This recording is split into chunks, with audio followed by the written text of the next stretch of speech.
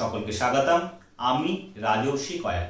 আজকে একটি নতুন জিনিস নিয়ে আবার আলোচনা করব। আমাকে একজন প্রশ্ন করেছেন যে আপনি তো অনেক নেচারো থেরাপির কথা বলেন, আপনারা সকলেই জানেন যারা এই চ্যানেলটিকে প্রায় দেখেন। আর যদি আপনি আমার চ্যানেলে নতুন হয়ে থাকেন তাহলে অবশ্যই আমার চ্যানেলটিকে সাবস্ক্রাইব করে ফেলুন। আমাকে একজন প্রশ্ন করেছেন যে নাক ডাকার উপরে যদি কোনো নেচারো থেরাপির ভিডিও থাকে তাহলে সেটি অবশ্যই আলোচনা করবার জন্য। তো আজকে আমি সেই বিষয় নিয়ে আলোচনা করব, নাক ডাকা বন্ধ করার উপায়। হ্যাঁ, নেচারো থেরাপি এমন একটা থেরাপি যার সাইড এফেক্ট একেবারে নেই বললেই চলে। তবুও যারা ওষুধ খাচ্ছেন অথবা ডক্টর অ্যাডভাইজে আছেন তারাও এই নেচারো থেরাপি প্র্যাকটিস করতে পারেন। তবুও যদি আপনাদের মনে কোনো সন্দেহ থাকে তাহলে আপনারা অবশ্যই এক্সপার্টের সঙ্গে কনসাল্ট করতে পারেন।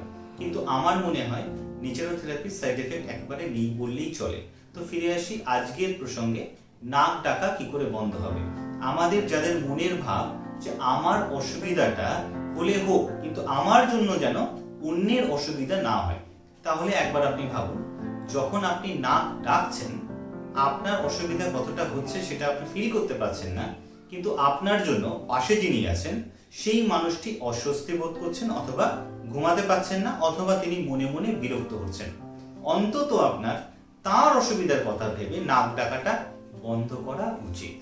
নাক ডাকে কেন? যখন আমাদের নাক থেকে শ্বাস এবং প্রশ্বাসে ব্যালেন্স থাকে, যদি সেটি স্বাভাবিকভাবে না হয়, যদি কোনো পলিপস থাকে, যদি সেটি বাধাপ্রাপ্ত হয়, তাহলে কিন্তু আস্তে আস্তে এই আওয়াজটি হয়, এবং এই আওয়াজটি যখন হয় তাকেই আমরা বলি নাক ডাকা। আমি যে উপায়ের কথা আপনাদেরকে বলছি এটা একবার প্র্যাকটিস করে দেখুন। এটা একটি প্রথমটি যে উপায়টি বলছি সেটি হচ্ছে, আমাদের যে হাত আছে আপনারা সকলেই দেখেছেন, এই হাতের একদম শেষ যে অংশটি, যেখানে হাতটি শেষ হচ্ছে, হাতের যে শেষ অংশটি, এই অংশটি আমরা নাকের যে ডগা, মানে টিপস অফ দ্য নোজ, নাকের যে ডগা সেখানে ঠেকাবো। থেকে হাতটাকে এরকম করবো, মাথার যে পোর্শনে টাচ হচ্ছে, এই পোর্শনটিকে আমরা ক্লকওয়াইজ এবং অ্যান্টি ক্লকওয়াইজ 2 থেকে 3 মিনিট প্রেসার দেব। আবারও বলি, হাতের যে পোর্শন যেখানে আমাদের শেষ হচ্ছে সেটি আমরা নাকের ডগায় ঠেকাবো এবং এটি মাথার উপরে নিয়ে যাব, এবং যেখানে ঠেকলো সেখানে আমরা 2 থেকে 3 মিনিট প্রেস করব।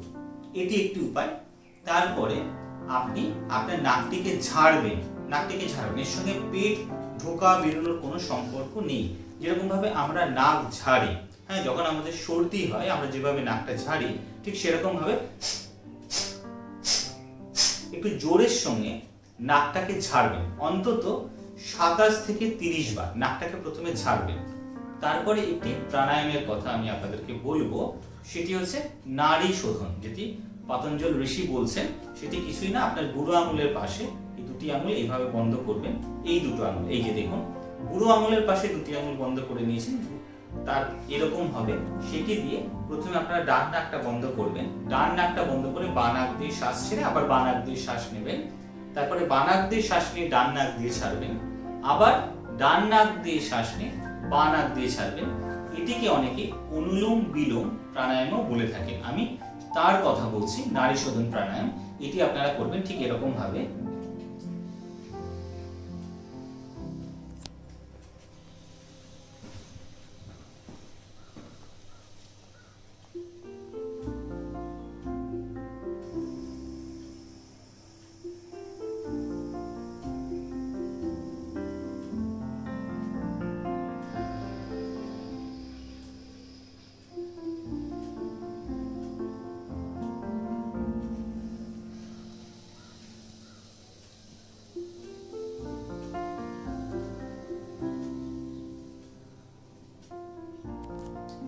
যখন এটি করবেন তখন পুরো প্রসেসের সময় কিন্তু আপনার চোখ বন্ধ থাকবে। মানে আপনি যখন এটি প্রেসার দিচ্ছেন তখনই চোখ বন্ধ, যখন নাক ঝাড়ছেন তখন চোখ বন্ধ, এবং যখন আপনি অনুলোম বিলোম অথবা নাড়ি শোধন যে প্রাণায়ামটি করছেন তখন কিন্তু আপনার চোখ পুরোপুরি বন্ধ থাকবে।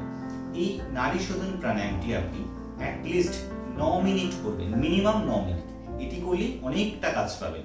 এটি কখন করবেন? শোয়ার আগে। কিন্তু অবশ্যই আপনাকে মনে রাখতে হবে, যখন আপনি খাবার খেয়েছেন তার থেকে 2 ঘন্টার গ্যাপে কিন্তু আপনার ঘুমাতে যাওয়া উচিত। মানে যখন আপনি খাবার শেষ করছেন, রাতের খাবার, ডিনার, তার 2 ঘন্টা পরে কিন্তু আপনার শুতে যাওয়া উচিত, এবং ঠিক শুতে যাওয়ার আগেই এটি আপনি করবেন। তাহলে দেখবেন আপনার নাক ডাকার যে আওয়াজ, যে নাক আপনি ডাকছেন, যে অসুবিধা আপনি ভুগছেন অথবা অন্যকে অসুবিধা করছেন, সেটি কিন্তু ধীরে ধীরে কমে যাচ্ছে।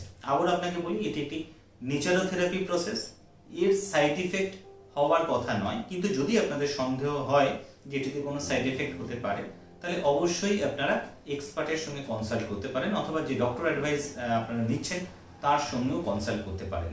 আপনারা সকলেই ভালো থাকবেন এবং অন্যকে ভালো রাখবেন। নমস্কার।